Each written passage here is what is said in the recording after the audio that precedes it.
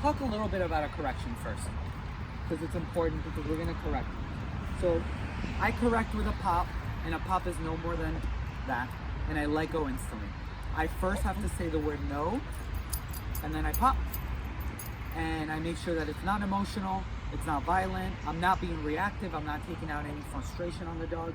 I'm just saying to him that we've used all this other communication with the leash, and now I'm gonna pop it for a note to say to him, hey, you didn't listen to the tap tap, which there he did great. So then there I can say, no, I count 1 second and I pop. Good boy, yeah, good boy. So why I'm saying that is because we have a few distractions, and I'm gonna wanna stop him way before his energy level goes up. What's that? What happened? I touch your butt? Did I touch your butt? I did. Okay. So what we're gonna do is we're gonna make a little clip right now for his mama to understand how the heel happens. And a lot of people want to apply pressure and they want to correct the dog to do a heel. With a boy that's happy and with a boy that's this enthusiastic about the world, I want to still teach him. So number one thing I'm gonna do is I'm gonna see where it is. Arlo, heel. That's perfect. That's perfect. His mama did a tremendous amount of work. But what I want to say, and especially for her to take these tips, I did not move my body. Later, like in the beginning stages, we go, Arlo, heel, and we help him, right? But now he just showed to me, oh no, I can do it. So I'll do that again. Arlo, heel.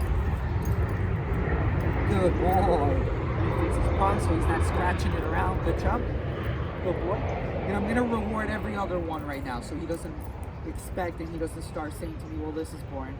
And what I mean is every other successful command I will reward, and every other one that I reward, I'll give more than one. I'll give a vary, so it feels like a slot machine.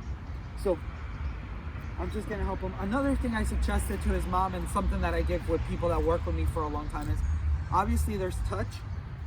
Good, good. Another word, what I like to do once they figure that out is I tap and I do touch. So I'll do good, good, good. Why I do that is because if we're in a busy area, or if I'm taking a walk, if I'm with somebody and I don't want to be talking to the dog, and the dog to something, I can go and direct the dog right next to me like that. So that's a really nice thing to consider.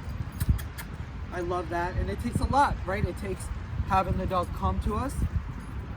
It takes some touch. We have to do a sit. We have to teach him all the behaviors before we can actually name it heel. So his mom has done a lot of work, so I'm gonna just set him up. And how do we do this is, I'm gonna hold food on this hand. Arlo, why are you scratching so much? What's over there? What's in there? What's that? Okay. So what I'm gonna do with him is, I'm gonna tell him to get it. I'm gonna throw the food away. Get it? And then I'm gonna tell him to feed. Arlo, heel.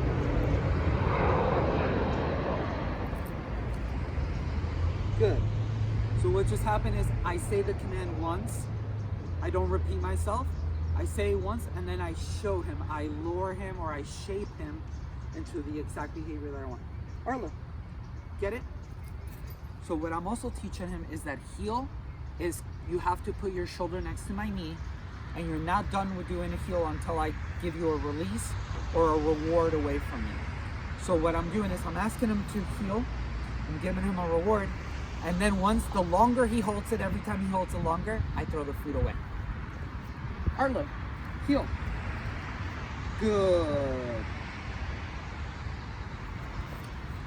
Little tiny distance, little tiny distance. And normally I like to use the get it behind me. Arlo, get it. So as you can tell, all the dogs are distracted, and there's what, 3 dogs coming out behind us. So slowly we're gonna move into the dog park in a few minutes, and we're gonna see how it works. Arlo, heel. Good. Good. Get it? So again, I'm rewarding him for duration. And then ideally what we want to do, and we're going to try right now, is So I'll just explain it again. Is the word heel means he stays right next to me, whether I am moving or sitting. That's really what it means. And just like when we teach a dog to stay on a down or a sit, what we're really doing is we're saying to the dog, you don't get to stop that, doing that, until I give you a reward or ask you to take a break, the word break. But I don't want him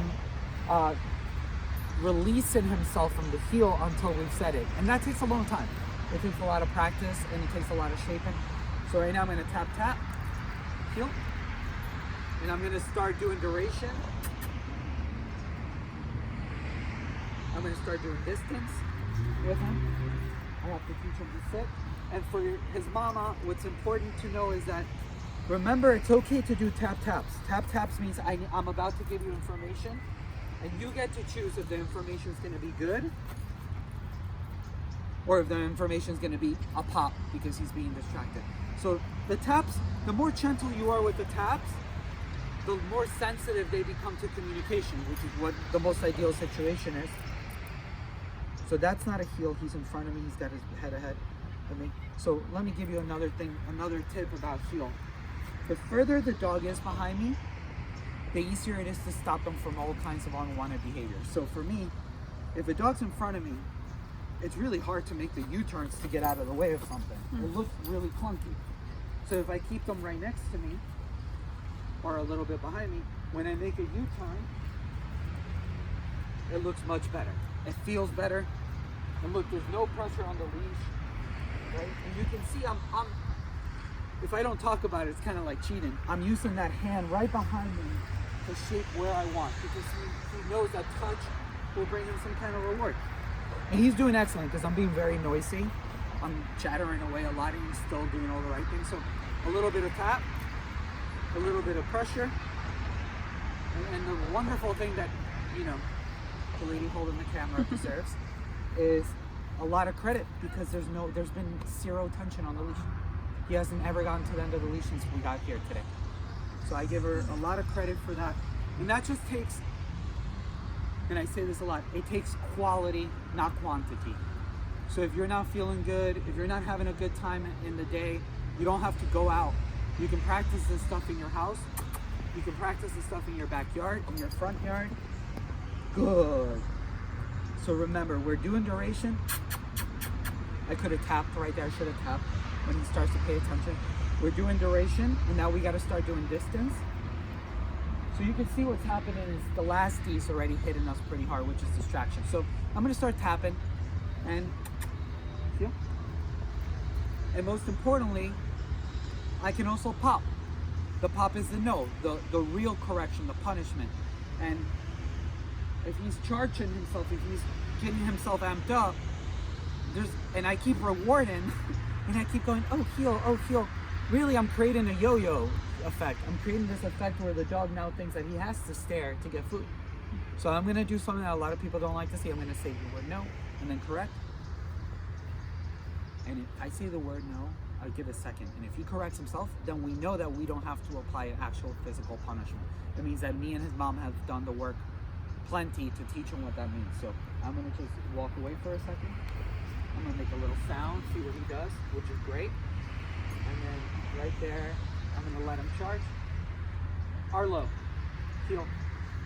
I'm gonna let him get bored again. So remember, for a heel, no. Perfect. So that's perfect. He's concerned with me instead of me concerned with him. If you wouldn't have taken the no seriously, I would have had to pop. So touch. And then if you don't mind, we're just gonna go closer to him. And you're okay filming for a little bit? Okay.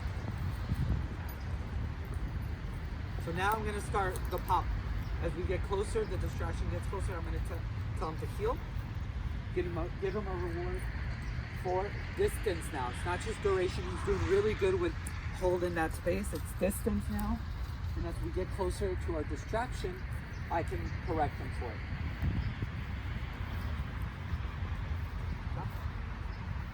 Good.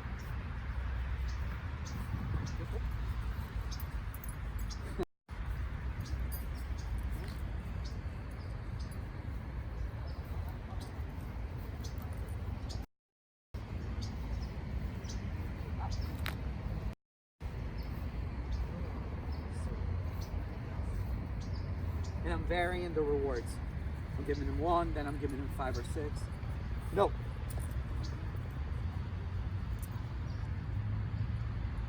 And a very important thing, which I know a lot of people get confused, I don't say the word no, pop, and then reward.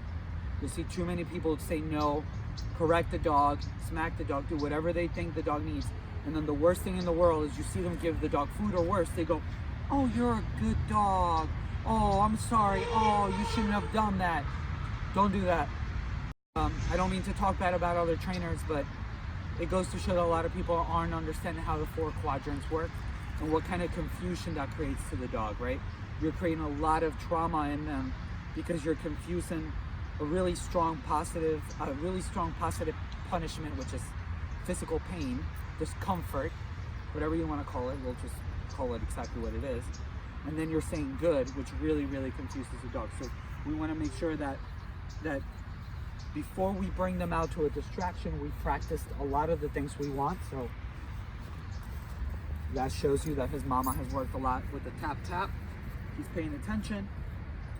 No. Beautiful.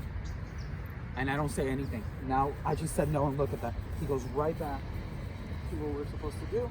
I have 4 pieces of kibble. If he sits, good, he gets it. And that's probably the most important thing about involving a dog to be able to stay with distractions. And we'll show people in the video, there's a dog playing off leash, and he's behaving really well. Really well. Hey. Down. Arlo, down. Oh, good. Good boy. Good boy. Arlo, touch. Good. Arlo, down. Yes. Yes. Good. And what we're gonna do now is we're gonna take a little break from this. We're gonna walk to real bad distractions, and we're also gonna try to probably incorporate some toys so we can get away from having to always carry food. Right? We're gonna do a big jackpot, and I'll do it again. I'll show you guys how we started the video, which is Arlo. Oh, I know, we just did that. You did so good. Arlo, heel. And remember, I'm not upset. I'm not going to repeat myself. I'm just going to shape it. And you see, I didn't have to move too much. I just moved literally 4 inches. And he's like, oh yeah, it's there. I'm going to do duration. The reward is moving forward. Heel. I get to name it again. And then I give him a big jackpot. I give him about 10 pieces right there. Good job.